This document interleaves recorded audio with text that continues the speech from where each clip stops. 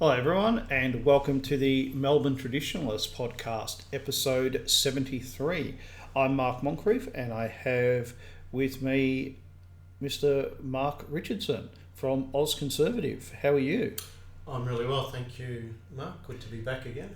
Yes, it's been nearly a year since we had you on the show. Wow. All right. Yep. Yeah, so the good times are over for you. Hard work. Yeah, back to the grindstone. Yeah, good stuff.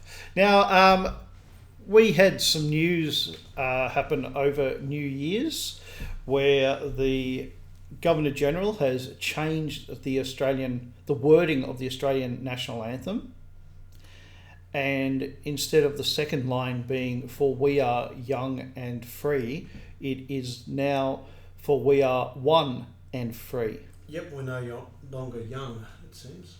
Well, that's right, and it disturbs me because young not only described that we were a new nation, but it also meant that we had promise before us. Yes. That was the double meaning of the word young. It wasn't just about chronology, it was also about all the years that we had ahead of us, and now that's been taken away. Yeah, and in particular, I mean, that it expresses something about the spirit of the times when Federation took place, that there was a lot of optimism in terms of the potential of Australia there was a certain idealism, is what I'm trying to say. Yeah. That we could forge our own path, we could be better. I think it's a pity that has now, for the reasons you mentioned, that it's been written over, in a sense. And of course, it's supposed to be saying that all this polyglot population that we have from all over the world, we're all just the same. There's no difference between us, the same constant propaganda that we have. But of course, it's also mixed in with the COVID-19. And, we're all in this together. Whereas those people who have secure jobs are not the same as everybody else. Yeah, so it's interesting, isn't it? We are one and free. It's the system making its mind up whether we are wonderfully diverse or whether we are one and united. But I mean, in their minds, they want to have both, I guess. But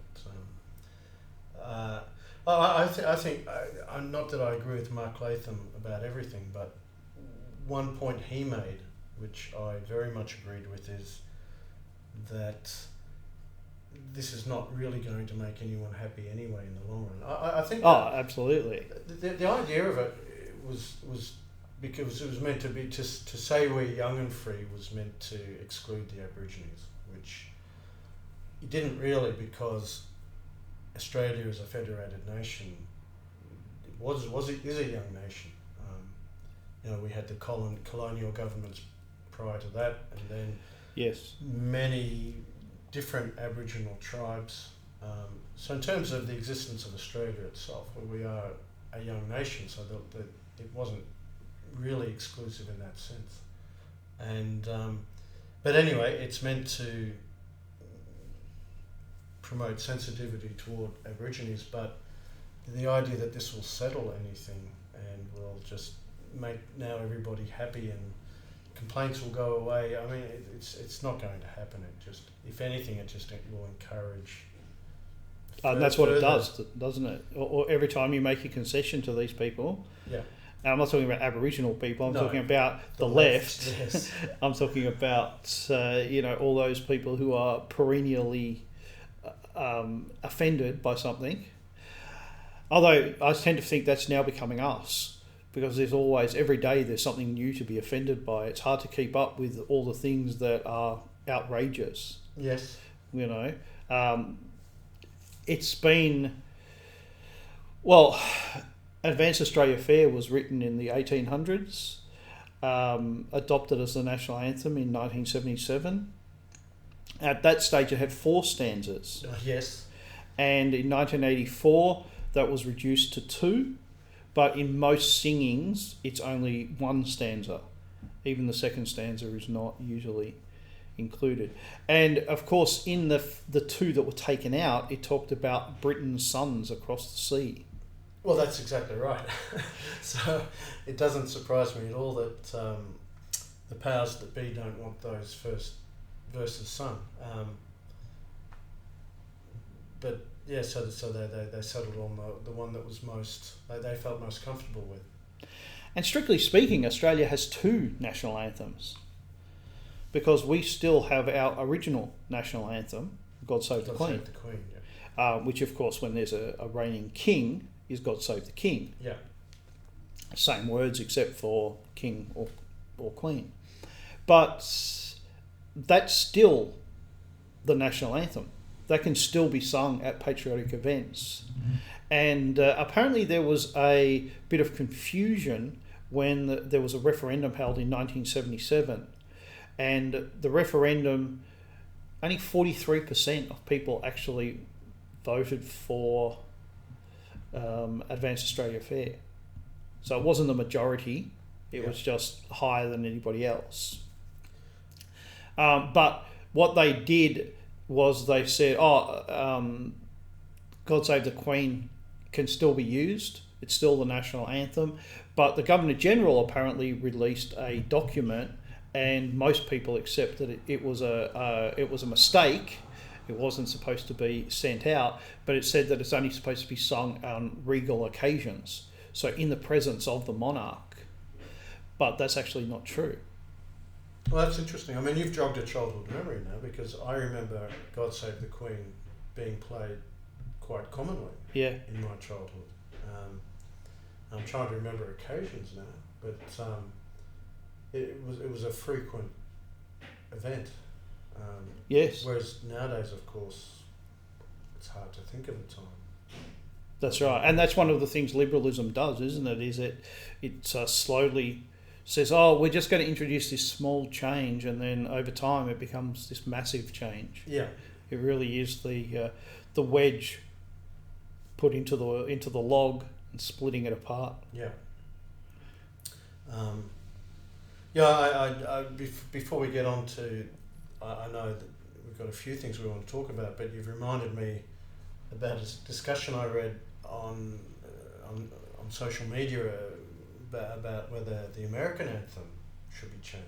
Oh, all right. And when different proposals were thrown up, a lot of leftist Americans wanted John Lennon's song Imagine. Hey, maybe it's more accurate now. Well, the funny thing about that, which I couldn't get over, was that the lyrics of that song, it's Imagine There Are No Nations. So yes. To adopt that as your national anthem, a national anthem that says, hey, we don't want nations, wow, that's something. Yeah. Well, the United States actually went for nearly 150 years without an official national anthem. It was only in the 1930s that it was officially adopted. And the other interesting thing is that it was adopted because of Ripley's Believe It or Not.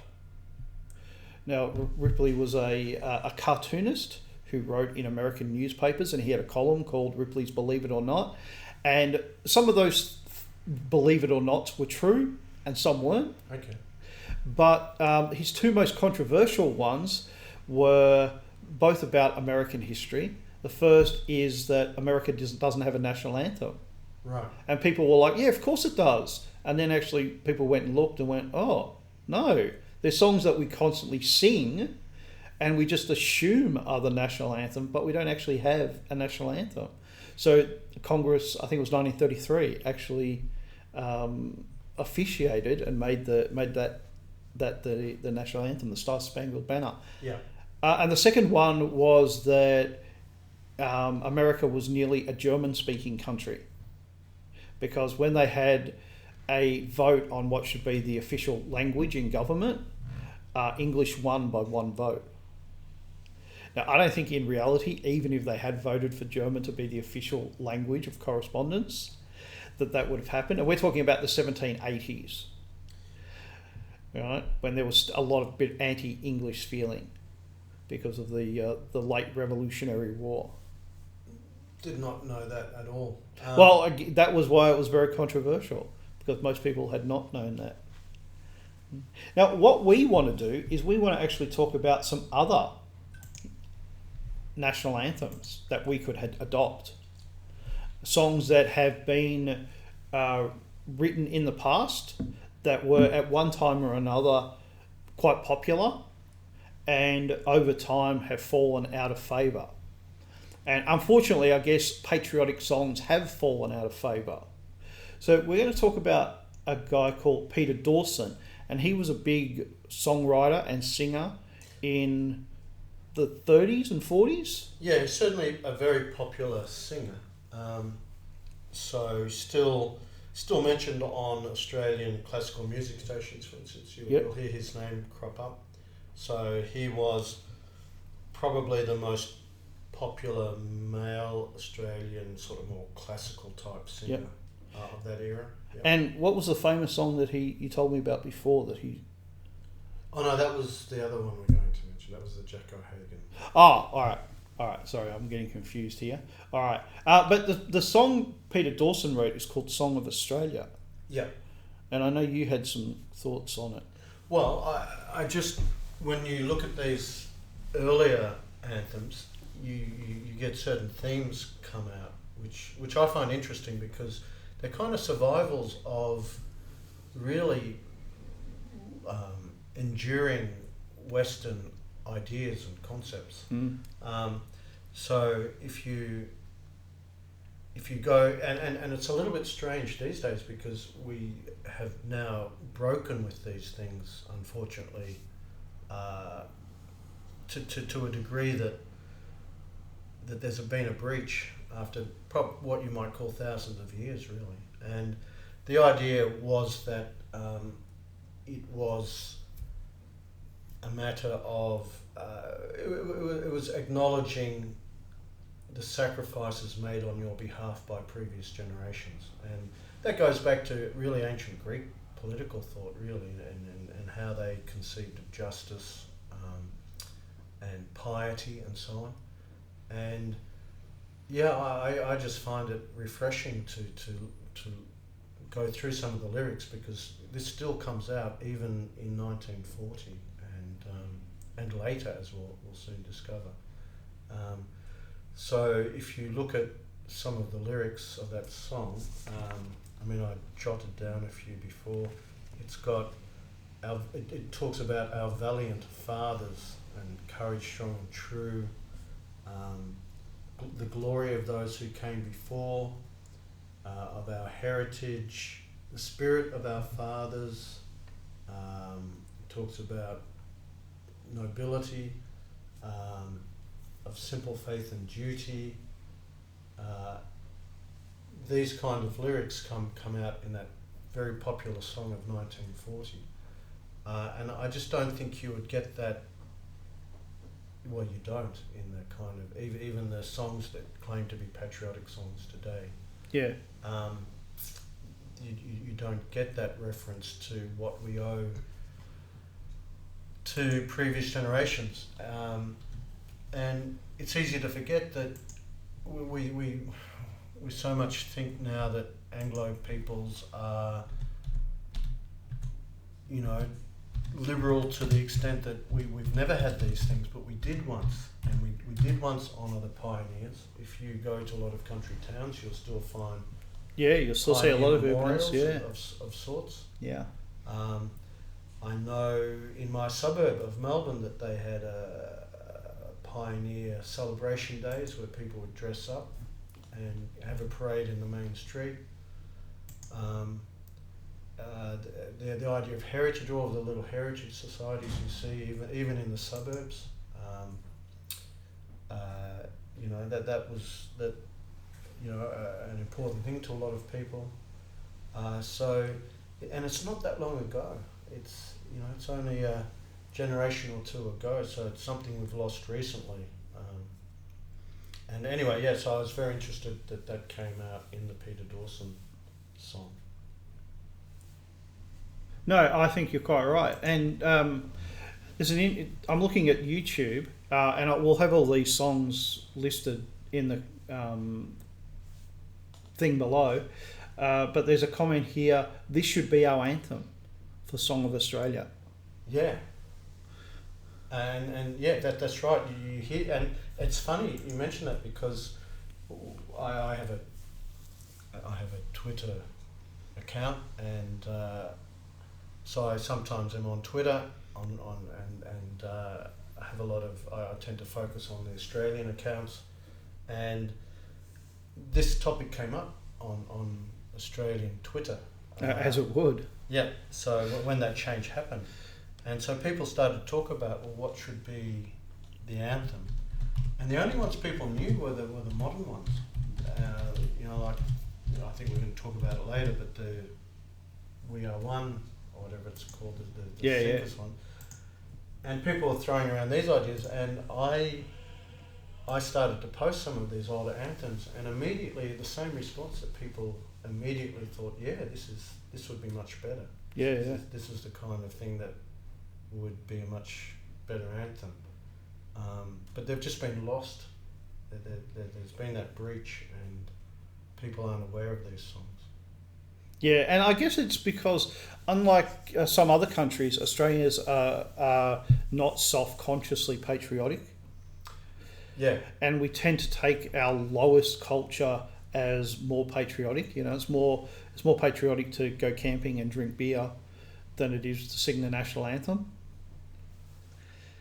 Well, I agree with you. I was going to make that point when we were talking about the American anthem. I was going to make a quick comment that they take some of these patriotic symbols very seriously. Yes. So yeah. I remember seeing a video of a baseball game for young boys, and the audio system broke down and they couldn't play the anthem. So the whole crowd just got up and sang it anyway. Yeah. Because it's really important to them. And it's, again, the taking the knee during the anthem becomes much more controversial in America, I think. To be honest, I'm surprised that they have gotten away with it. Yeah. And, it's not that we don't. I mean, I don't think anyone would want to see the Australian flag desecrated here, but again, it seems to be one step higher in America. Yeah. Now, moving on to the next song. Yeah. This is one that I grew up listening to in the 70s. Yeah. And my stepfather, we only listened to country and western music. So this was a song that I heard quite a lot. It's God Bless Australia. And I love it. Yeah. So again, I'm going to mention Twitter here because when we were having that discussion, somebody made the comment, well, it's a pity nobody had ever penned patriotic lyrics to the tune of Waltzing Matilda. And of course it is Waltzing Matilda. Yeah, yes. And in fact, an Australian songwriter, Jack O'Hagan, did do that in the early 60s. And he, again, was very prominent in Australian culture. He, I mean, some younger listeners may not know these songs, but he wrote Along the Road to GANGgajang, Our Don Bradman. They're all kind of really popular songs in Australia in the 20s and 30s. And he wrote the lyrics then to God Bless Australia. And like you, this was not an uncommon song to hear. It was played actually by a petrol company, Ampol, as their advertising in the 60s. Oh, all right. And it was still very popular in the 70s. You'd hear it frequently. Yeah, well, I heard it in the 70s, and I actually thought it came from the 70s because that was the version that I heard. Yeah. No, 61.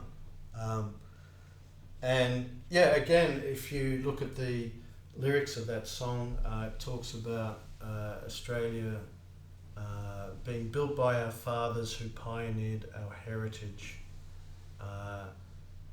and land of the strong and the free. So often in these anthems, they do talk about, there's themes that keep reoccurring. So one of them is freedom. Mm-hmm. One of them, another one though, is the idea that we should be a strong people. Yep. Comes out. Again, this nod to the previous generations and to the pioneers, and in a very positive way. That comes through in the lyrics of this song. Yeah, so and again, it has the advantage of being set to the Waltzing Matilda, which itself is sometimes called the unofficial national anthem as well. Well, that's right. I've actually got the article for Waltzing Matilda up from Infogalactic, and I'm going to read 2 paragraphs out about it. Waltzing Matilda is Australia's most widely known bush ballad and has been described as the country's unofficial national anthem. The title was Australian slang for travelling on foot, waltzing, derived from the German auf der Waltz, with one's belongings in a Matilda or swag swung over one's back. The song narrates the story of an itinerant worker or swagman making a drink of tea at a bush camp and capturing a jumbuck, which is a sheep, to eat. When the sheep's owner, a squatter, arrives with 3 police officers to arrest the worker for the theft, the swagman commits suicide by drowning himself in a nearby billabong, which is a watering hole, after which his ghost haunts the site. The original lyrics were written in 1895 by Australian poet Banjo Paterson, and if you're Australian, you've certainly heard of Banjo Paterson, and were first published as sheet music in 1903. Extensive folklore surrounds the song and the process of its creation, to the extent that the song has its own museum, the Waltzing Matilda Centre in Winton, Queensland, where Paterson wrote the song. In 2012, to remind Australians of the song's significance, Winton organised the inaugural Waltzing Matilda Day to be held on the 6th of April, the anniversary of its first performance. The song was first recorded in 1926. Now, that's actually nearly 30 years after the song was, well, that is 31 years after the song was written. But the thing that made the song really popular was the 2 world wars. Yeah. Because when the soldiers were going overseas, Australian soldiers, Waltzing Matilda was the song that was often sung at the quay before the ship left. And it was a song that they sang overseas. I've seen a video that was produced of Australian troops marching at the start of World War II, and yeah, they were singing Waltzing Matilda. Yeah. And it's funny, it's a song which somehow, even though the lyrics themselves are not overtly nationalistic or anything of that nature, it is interesting how that song does touch something, I think, for Australians at an emotional level. Yeah, my mother always said that Waltzing Matilda should be the national anthem, and I said, "Mum, the guy kills himself. We can't have a national anthem where the guy kills himself, right? After stealing a sheep. After stealing a sheep, right?" But nonetheless, she just waved me away like a fool. But of course, the music was, as you said, used in God Bless Australia. Yeah. So you get the best of both worlds, I guess. Yeah. And there's some really great comments on the YouTube. Unlike Advance Australia Fair, this makes you feel something. Beautiful. This one I really like. Becomes patriotic for a country I've never been to. Why in the world is this not our national anthem? I don't mind Australia Fair, but this is 10 times better. Actually, I tend to agree. I don't mind Australia Fair, but actually I do think this is better. Same here. Advanced Australia Fair is okay, but it's a very kind of formal kind of a thing, isn't it? Just the song itself doesn't really quite touch you in the same way. And my favourite line in the song is, "We're a peace-loving race, but should danger ever threaten us, let the world know we will answer the call." Yep. Which is good. Yeah. And it is a very Australian thing, we're very laid back and relaxed, but once we decide we're not, we're not. We make good soldiers, yeah. Yeah. Exactly. Yeah. Now, I want to talk a little bit, I talked before about how I had grown up with listening to country music. Yeah. And Slim Dusty was a perennial favourite in our house, and I still listen to Slim Dusty.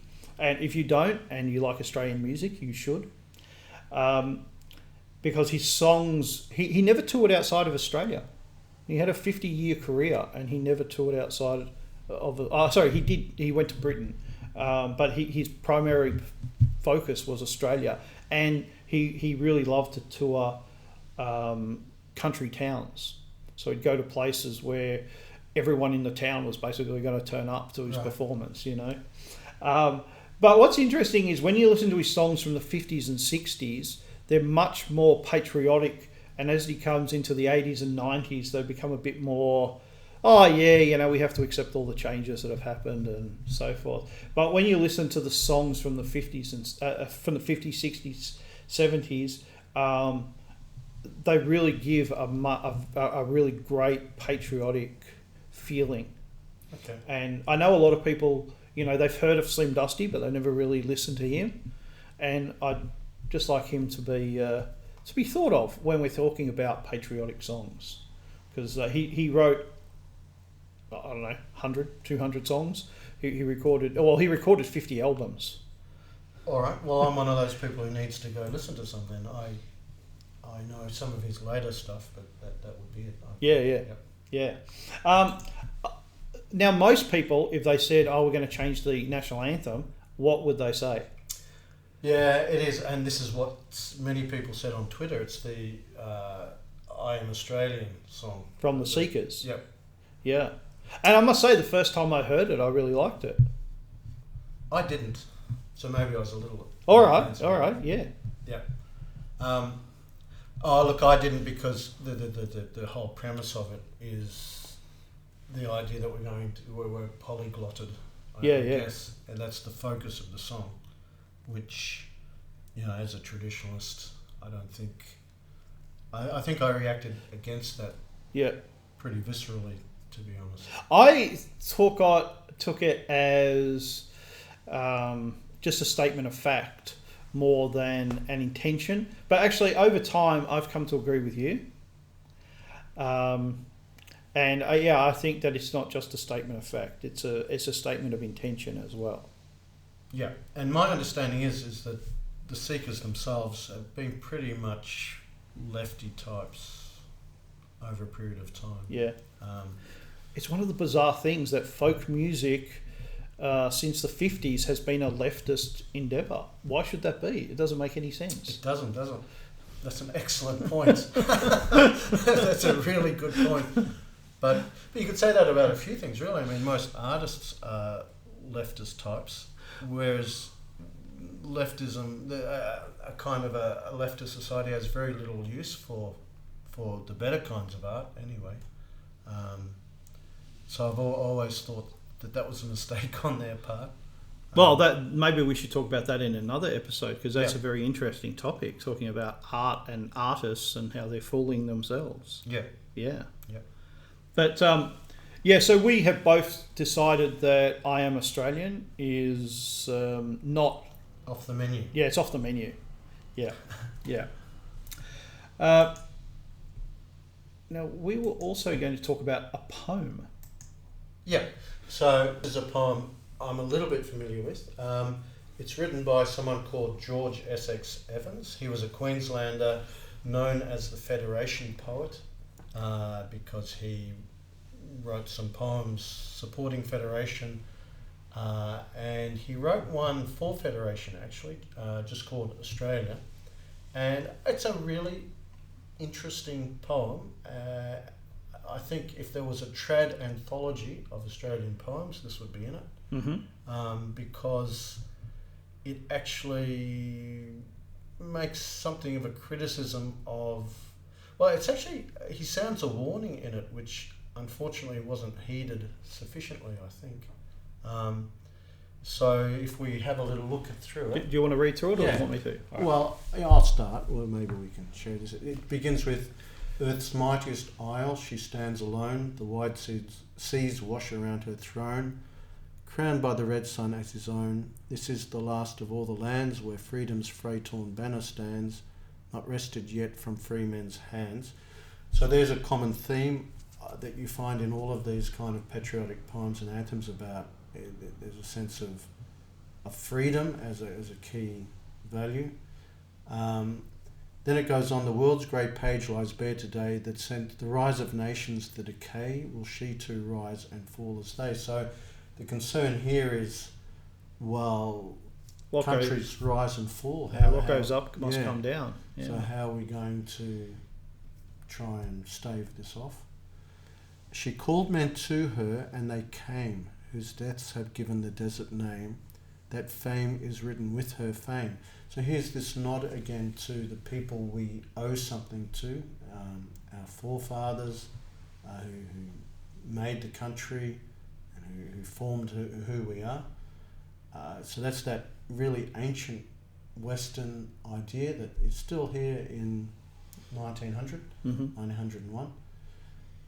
We toil and strive, we have our hour, but she shall grow from power to power to wear the splendour of her dower.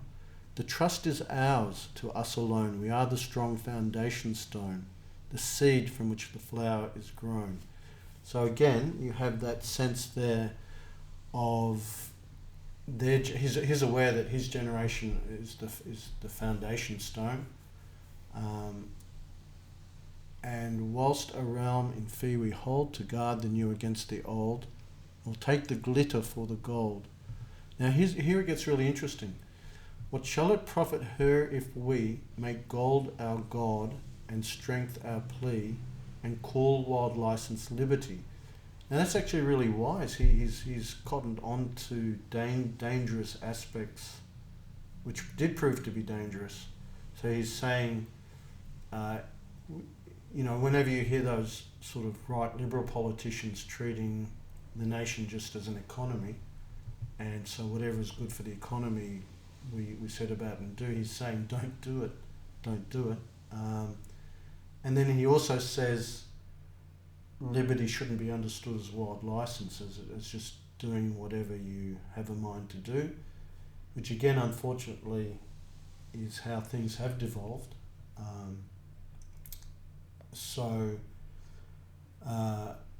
He then goes on to say, if in our scorn of creed and king, all reverence to the winds we fling and fall before a baser thing. So again, that older Western tradition coming out there of wanting to aim for the nobler aspects rather than the baser aspects. That runs through so much of Western culture.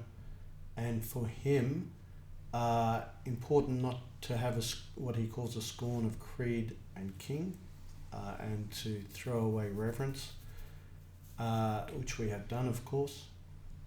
So he sees the churches and religious faith as important to the foundation, but also